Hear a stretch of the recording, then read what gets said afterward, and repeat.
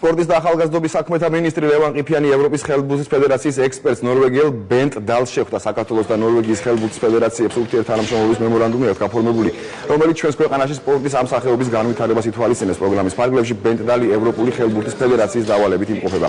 სკანდინავიელი სპეციალისტი თბილისი 2015-ის ახალგაზრდული ოლიმპიური ფესტივალის პროგრამის ფარგლებში 16 წლამდე ვაჟ ხელბურთელთა ნაკრების შეკრებაშია ჩართული და ახალგაზრდა მოთამაშეებს ტექნიკურ-ტაქტიკურ მზადების კურსს უტარებს. ამას გარდა იგი ქართველ მწვრთნელებისთვისაც სემინარებს ატარებს. სპორტის სამინისტროში გამართული შეხვედრისას მხარეებმა პროგრამის მიმდინარეობის და სამომავლო თანამშრომლობის დეტალებზე ისაუბრეს.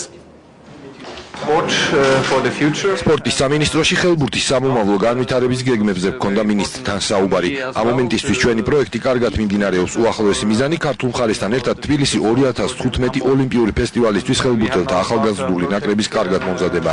სურს რომ გუნდი თამაშებზე კარგად გამოვიდეს. საამისოდ ხელბურთის ევროპული და ქართული ფედერაციები სამინისტროსთან ერთად სათანადოდ თანამშრომლობენ.